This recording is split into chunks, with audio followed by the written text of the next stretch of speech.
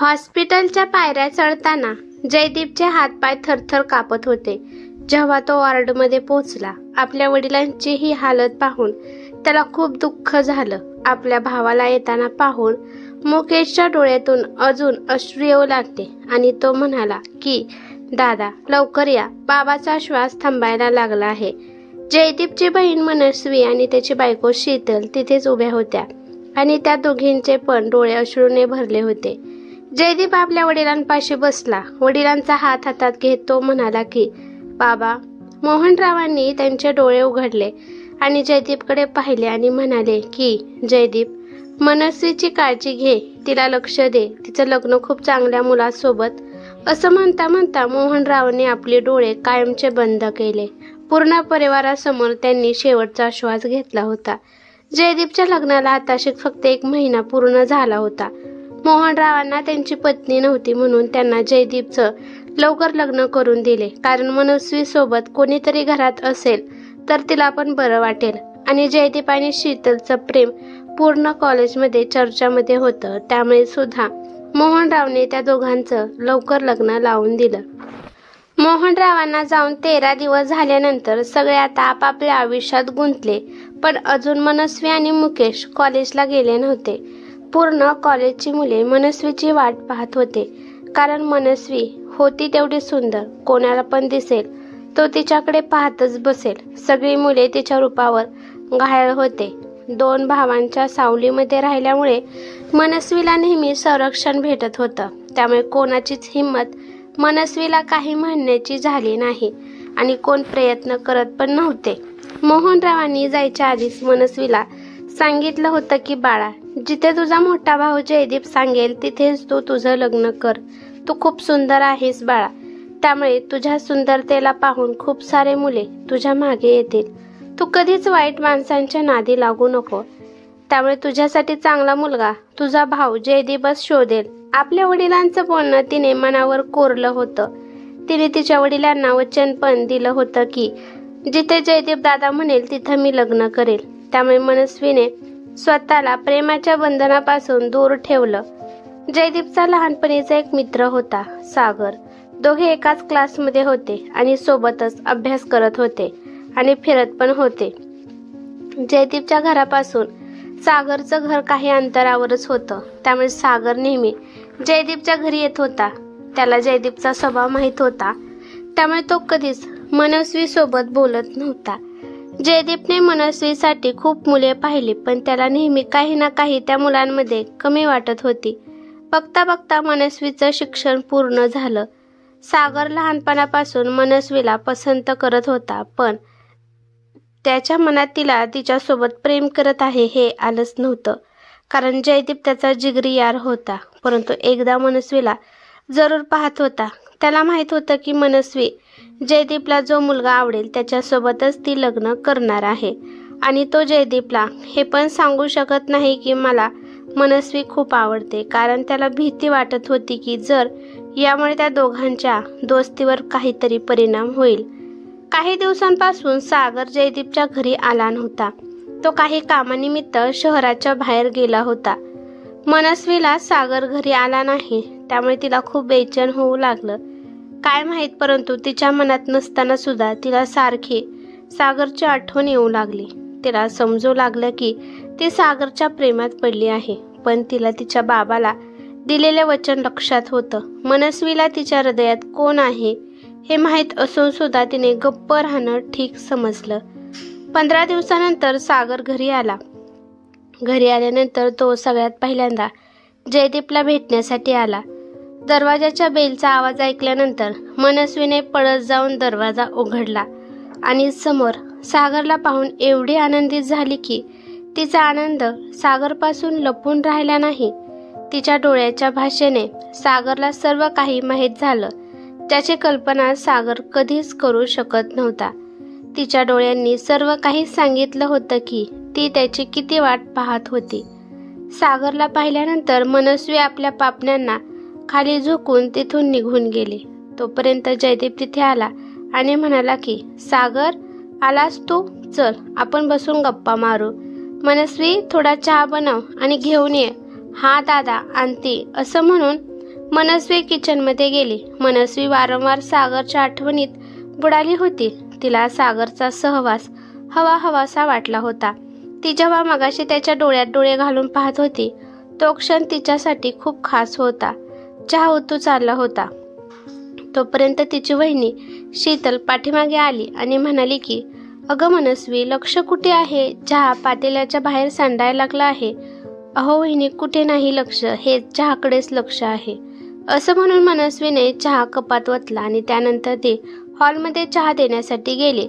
समोर सागरला पाहून तिचं मन अजून धडधडू लागलं. चहा तिने सागरला दिला आणि अजून एकदा त्यांची नजरानजर झाली. सागरला तिच्या डोळ्यात असं दिसलं की ती माझ्यावर खूप प्रेम करते आणि त्याची कल्पना त्याला थोडी सुद्धा नव्हती. मनस्वीने सागरच्या डोळ्यात पण पाहिलं होतं की तो तिला किती प्रेम करत आहे.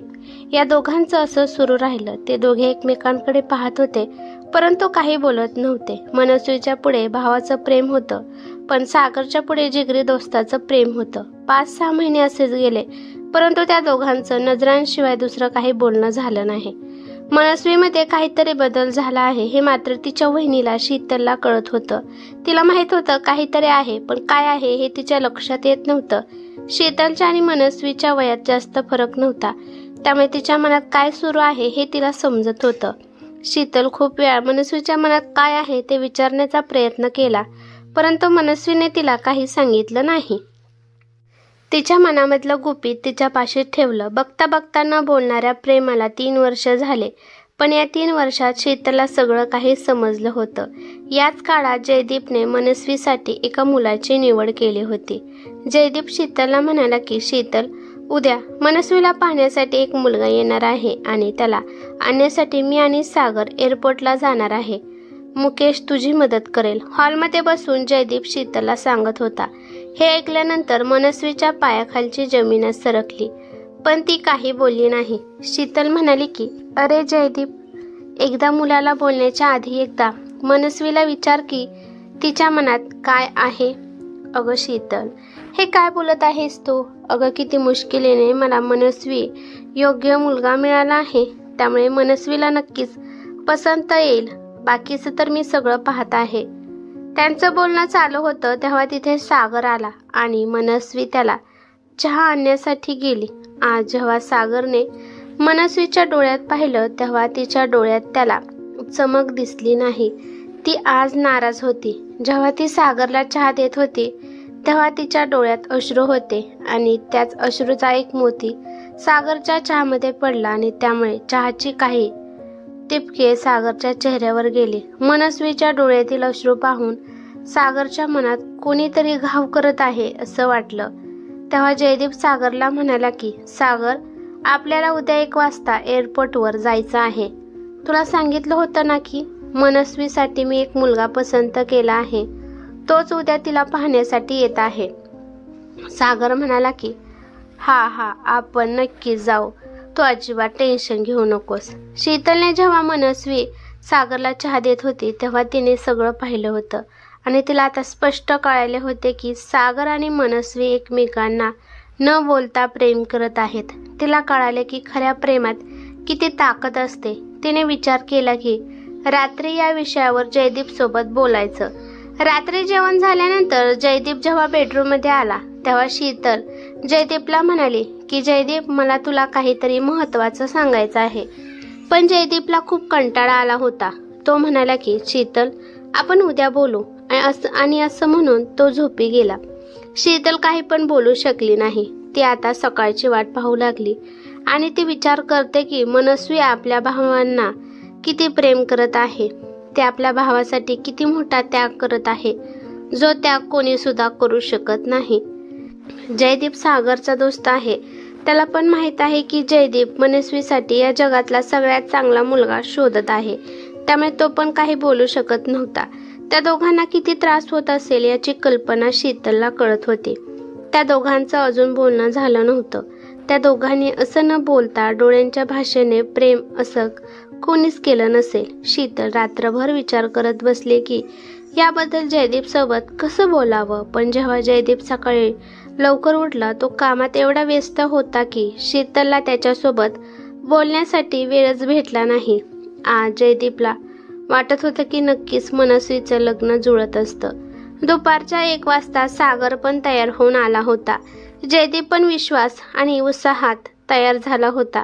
दोघे पण एअरपोर्टला निघाले. शीतलच्या मनात खूप दुःख होतं, परंतु ती काही करू शकली नाही.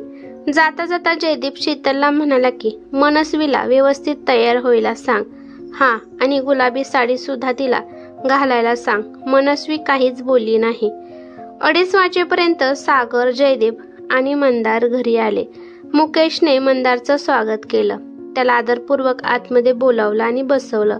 इकडे शीतल मनस्वीला म्हणाली की मनस्वी, आज तुझ्या मनामध्ये जे पण आहे ते बोलून टाक. तुझ्या आयुष्याचा निर्णय आहे. मनस्वी, बोल ना प्लीज. नाही ग वहिनी, असं काहीच नाही. जयदीप दादा माझ्यासाठी जो पण करेल ते माझ्यासाठी बेस्टच असेल. शीतल खूप रागात म्हणाली की मनस्वी, तू खूप मूर्ख आहेस. तुझ्यामुळे 3 आयुष्य नक्कीच खराब होतील. मंदारच्या पुढे जशी मनस्वी आली तसा तो तिला पाहतच राहिला. गुलाबी साडीमध्ये मनस्वी अप्सरासारखी दिसत होती. इतकी सुंदर मुलगी मंदारने पाहिलीच नव्हती. शीतल पण तिथे उभा राहून सागरकडे पाहत होती. जो सागर फक्त वरूनच खुश दिसत होता, पण आतून तो खूप दुःखी होता हे शीतलला कळालं होतं. मंदार जयदीपला म्हणाला की मी मनस्वी सोबत एकांतात बोलू शकतो का? जयदीपने पण हा म्हणून सांगितलं. नंतर मनस्वी आणि मंदार मनस्वीच्या खोलीत गेले. मंदारने जेवढे प्रश्न विचारले तेवढेच उत्तर मनस्वीने दिले. मंदार म्हणाला की मनस्वी, तुला माझ्या बाबतीत काही विचारायचं असेल तर विचारू शकते. मनस्वीने उत्तर दिले, माझ्या दादाला जर तुमच्या बाबतीत काही माहिती असेल तर मला तेवढेच काफी आहे. मला काही विचारण्याची गरज नाही. तोपर्यंत तिथं शीतल आली आणि मनस्वीला म्हणाली की मनस्वी, किचनमध्ये मिठाईची प्लेट ठेवली आहे, तेवढी घेऊन ये. ठीक आहे वहिनी, असं म्हणून मनस्वी तेथून उठली आणि एक मोकळा श्वास सोडला आणि किचनमध्ये गेली. शीतल मंदारला बोलण्याचा चान्स शोधत होती. शीतलने मंदार पुढे हात जोडले आणि म्हणाली की तुम्ही या लग्नासाठी नकार द्या. मंदार, मी तुम्हाला आता जास्त काही सांगू शकत नाही, पण जेव्हा पण टाइम असेल तेव्हा मी तुम्हाला फोन करून नक्कीच सगळं काही सांगेल. तुमचा नंबर मला द्या. मंदारने त्याचा नंबर शीतलला दिला. प्लीज मंदार, तुम्ही जयदीपला नकार सांगा आणि यामध्येच तुमची, मनस्वीची आणि आपल्या दोन्ही परिवाराची खुशी आहे. मंदार खूप समजदार मुलगा होता. शीतलच्या बोलण्यातून त्याला सगळं काही समजलं आणि तो शीतलला म्हणाला की वहिनी, मी एवढा खराब आणि स्वार्थी माणूस नाही की माझ्यासाठी मी दोन्ही पण परिवाराचं आयुष्य सगळ्यात महत्त्वाचं म्हणजे मनस्वीचं आयुष्य खराब करू शकत नाही. तुम्ही काळजी करू नका. मी जयदीपला नकार म्हणून सांगतो, पण वहिनी, मनस्वीला नकार देण्याचं कारण मी कुठून आणू? ज्या माणसाचं मनस्वीसोबत लग्न होणार आहे तो माणूस खूप भाग्यवान असेल, पण मला वाईट वाटत आहे की तो माणूस मी नाही. शीतल काही न बोलता बाहेर निघून गेली आणि जयदीपला येऊन सांगितलं की त्या दोघांचं बोलणं झालं आहे आणि आता मनस्वी तिच्या खोलीमध्ये आराम करत आहे. ठीक आहे शीतल. तोपर्यंत तिथं मंदार आला आणि मंदार सगळ्यांसोबत बसला. बोलता बोलता जयदीपने मंदारला विचारलं की मग लग्नाची तारीख कधी काढायची आहे? तर मंदार म्हणाला की जयदीप दादा, मला अजून थोडा वेळ पाहिजे. मी घरी गेल्यावर फोन करतो. मंदारचं बोलणं ऐकल्यावर जयदीप आश्चर्यचकित झाला, परंतु तो काही बोलला नाही. आणि नंतर जयदीप सागरला घेऊन मंदारला एअरपोर्टवर सोडून आला. मंदारला सोडून जेव्हा जयदीप घरी आला तेव्हा घरात जाण्यासाठी त्याचे पाय खूप जड झाले होते. त्याला मंदारच्या चेहऱ्यावरून असं वाटत होतं की तो लग्नाला नकार देणार आहे. त्यामुळे आता होकार नाही सांगितला हा विचार त्याच्या डोक्यातून घोळत होता. शीतलपाशी येऊन जयदीप उदास बसला. संध्याकाळचं जेवण झाल्यावर शीतल आणि जयदीप त्यांच्या बेडरूममध्ये आले. शीतल जयदीपला म्हणाली की जयदीप, जे होतं ते चांगल्यासाठीच होतं. म्हणजे शीतल, तुला काय म्हणायचं आहे? एवढा चांगला मुलगा माझ्या हातून चालला आहे आणि तो असं बोलत आहे. शीतल म्हणाली, तो एकटा चांगला मुलगा आहे का जयदीप? तुझ्या शेजारी एवढे चांगले माणसे आहेत, तुला दिसत नाही का? काय म्हणायचं आहे शीतल? स्पष्टपणे मला सांग. जयदीप, तुला एवढ्या वर्षापासून सागर का नाही दिसला? त्यामध्ये कशाची कमी आहे? सर्व गुण संपन्न आहे तो. हे काय शीतल, हे काय बोलत आहे तू? असा विचार सुद्धा कशी करू शकते तू? शीतल म्हणाली, मी असा विचार करू शकते कारण मी मनस्वीची वहिनी आहे. मी तिच्यावर प्रेम करते आणि मी एक स्त्री आहे, त्यामुळे माणसाच्या आतमध्ये काय चालू आहे ते मी पाहू शकते. मी नजरेचं प्रेम ओळखू शकते आणि पाहू शकते, परंतु तू ते पाहू शकत नाही. आपल्या घरात सागर खूप वर्षापासून राहत आहे. त्याच्यामध्ये त्याग आहे, खूप खोलवर दुःख आहे, शांत आहे, विश्वास आहे. त्याला मान सन्मानाने तो चांगला माणूस आहे. त्याच्यासाठी फक्त प्रेम महत्वाचं नाही, त्याला सगळ्या नात्यांची किंमत आहे. आणि प्रेमामध्ये एवढी शक्ती आहे की त्या दोघांमध्ये कधी पण बोलणं झालं नाही तरी पण ते दोघे एकमेकांना पसंत करतात. त्या दोघांनी नेहमी तुला पसंत केलं आहे, त्यांच्या स्वतःला नाही. त्या दोघांना फक्त तुझा आनंद पाहिजे आहे. तुला दुःख होईल असं ते वागणार नाहीत. तुला हे माहित नाही का? सागरला एवढे स्थळ आले, त्याने अजून एका पण स्थळाला होकार दिला नाही. आणि तू हे विचार केला नाही की आपली बहीण आज उदास का आहे? पण आता विचार कर जयदीप, सागर आणि मनस्वी तुला हे कधीच सांगणार नाहीत की ते दोघे एकमेकांना पसंत करतात. या दोघांचं प्रेम खूप वेगळं आहे, त्यामुळे आपण या दोघांच्या प्रेमाला सन्मान दिला पाहिजे. शीतलचं बोलणं ऐकून जयदीप आश्चर्यचकित झाला आणि त्याच्या अंगावर काटा फुटला. त्याला त्याच्या दोस्ताची वफादारी आणि बहिणीचं आपल्यावर असणारं प्रेम यामुळे तो शांत बसला. यांचं प्रेम अनोखं आहे आणि या प्रेमाला नाव द्यायचं त्याने ठरवलं. दुसऱ्या दिवशी जेव्हा सागर आला तेव्हा दरवाजा उघडण्यासाठी मनस्वी गेली नाही. सागर पण उदास होता, पण जयदीप खूप खुश होता. जयदीपने मनस्वीला बोलवून मनस्वीला आणि सागरला दोघांना पण प्रेमाने मिठीत घेतलं आणि दोघांच्या पण डोक्यावरून प्रेमाने हात फिरवला आणि दोघांचा हात एकमेकांच्या हातात दिला आणि तो म्हणाला की तुमच्या या प्रेमाला मी काय म्हणू? आजपासून तुम्ही दोघे नजरेंच्या भाषेत, डोळ्यांच्या भाषेने बोलायचं नाही. आजपासून तोंडाने बोलायचं. मी तुमच्या दोघांसाठी खूप खुश आहे. मी तुमच्या दोघांचं मी स्वतः लग्न लावून देणार आहे.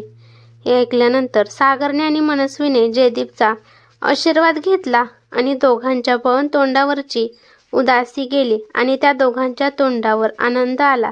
आणि शीतल पण एका कोपऱ्यात उभा राहून ही सगळं पाहत होती आणि तिच्या डोळ्यातून पण आनंद अश्रू येत होते.